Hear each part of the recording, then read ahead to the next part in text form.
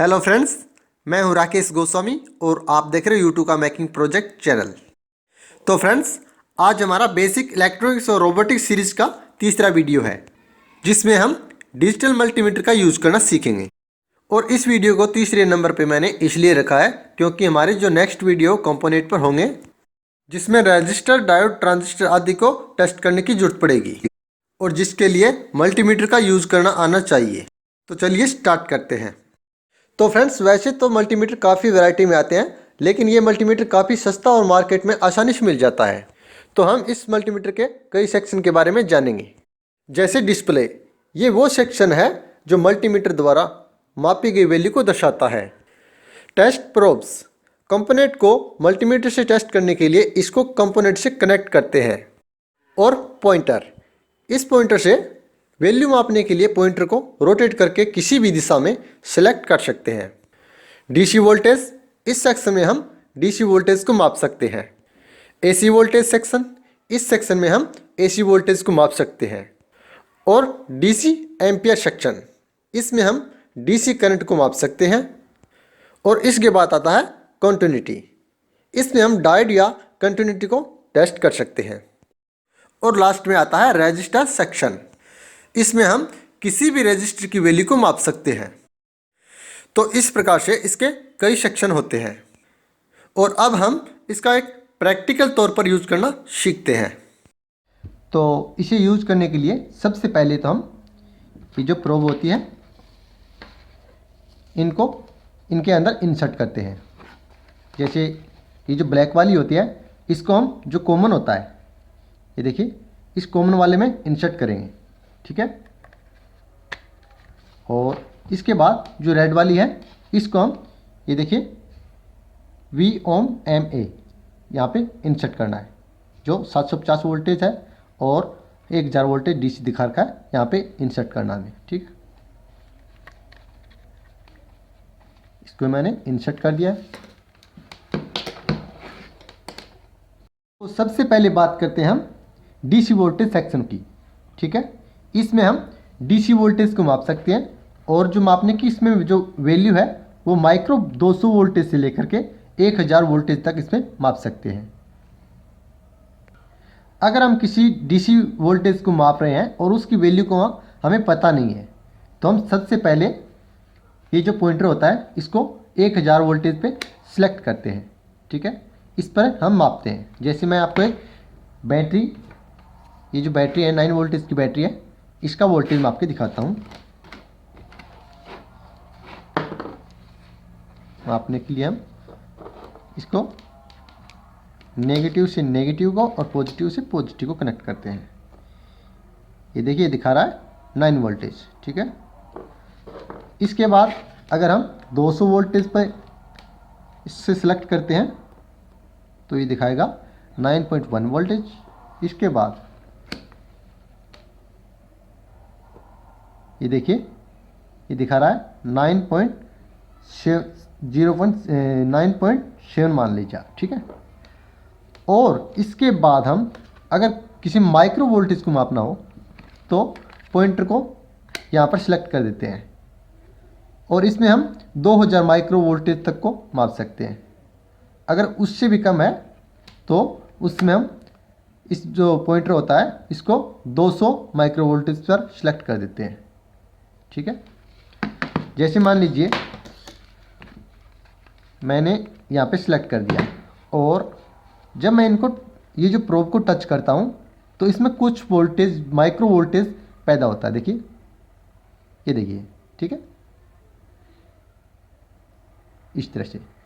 तो इस DC voltage section में हम माइक्रो वोल्टेज से लेकर के वोल्टेज तक माप सकते हैं। अब बात करते हैं हम AC वोल्टेज सेक्शन की। इसमें हम AC वोल्टेज को माप सकते हैं, ठीक है। तो सबसे पहले हम पॉइंटर को 750 वोल्टेज पर सिलेक्ट करते हैं। अगर हमें पता नहीं है कि इसकी वैल्यू, जो करंट वोल्टेज की वैल्यू कितनी है, तो सबसे पहले हमें 750 वोल्टेज पर रखना होगा, ठीक है। तो सबसे पहले हम 750 वोल्टेज पे रख करके और चेक करते हैं। इस बोर्ड के अंदर 230 वोल्टेज AC अवेलेबल है, तो हम प्रोब को क्या करते हैं, इसके अंदर डालते हैं तो देखते हैं कितना वोल्टेज दिखाता है। ये देखिए 255 वोल्टेज दिखा रहा है, ये AC 255 वोल्टेज। ठीक है, अगर इस सिलेक्टर को पॉइंटर को सिलेक्ट करें 200 पे तो ये वोल्टेज को नहीं दिखाएगा, यानी ये इसको नहीं माप सकता, ये केवल 200 वोल्टेज तक ही माप सकता है। ठीक है, तो इसके बाद आता है DC एम्पेयर सेक्शन, जिसमें हम DC करंट को माप सकते हैं। जैसे हमें किसी बैटरी सेल या फिर किसी अदर DC करंट को मापना है तो हम यहाँ से माप सकते हैं। ठीक है, तो उसके लिए हम सबसे पहले अगर हमें कम करंट को मापना है, जैसे यहाँ से देखिए इसमें हम माइक्रो 200 वोल्ट 200 एम्पियर से लेकर के 2000 माइक्रो करंट तक को नाप सकते हैं। अगर उससे ज़्यादा मापना है जैसे 10 एम्पियर को, तो इसके लिए हम ये जो पॉइंटर है इसको यहाँ पे सिलेक्ट करेंगे। तो मैं सबसे पहले माइक्रो पे रख देता हूँ। ठीक है, 2000 माइक्रो पे रखा, तो उसको मापने के लिए जैसे हम एक मोटर लेते हैं, एक बैटरी लेते हैं। तो सबसे पहले तो मैं इसे चला करके दिखाता हूँ आपको। जैसे देखिए इसको चलाते हैं तो ये देखिए चल रही। ठीक है, अब हमें ये ज्ञात करना है कि इसके अंदर जो करंट फ्लो हो रहा है वो कितना फ्लो हो रहा है। ठीक है, तो सबसे पहले हम इसको बैटरी पे लगा देते हैं।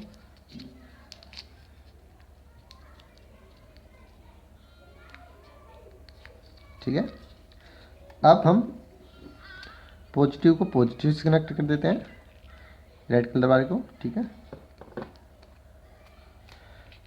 अब हम इसका करंट मापने के लिए इस मीटर को इसके सीरीज में लगाएंगे। ठीक है, ये देखिए ये हो गया इसका सीरीज।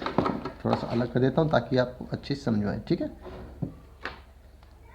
अब हम यहाँ पर देखिए ब्लैक नोब को हम ब्लैक वाइट से कनेक्ट करते हैं और रेड को यहाँ से, और मैं यहाँ पर कर देता हूँ, थोड़ा सा दूर कर देता हूँ ताकि आपको अच्छे से समझ में आ जाए। ठीक है, ठीक है, अब हम इसको लगाते हैं तो देखते हैं कितना करंट फ्लो होता है। यानी ये करंट है वो ज़्यादा फ्लो हो रहा है, तो इसके लिए हम यहाँ पे जो 10 एम्पियर है उस पर जो पॉइंटर को सिलेक्ट करते हैं। तो अगर हम 10 एम्पियर के करंट को माप रहे हैं तो इसके लिए ये जो प्रोब है इसको यहाँ से निकाल करके ये जो 10 एम्पियर है उसमें इंसर्ट करना पड़ेगा। ठीक है, अब चेक करते हैं हम।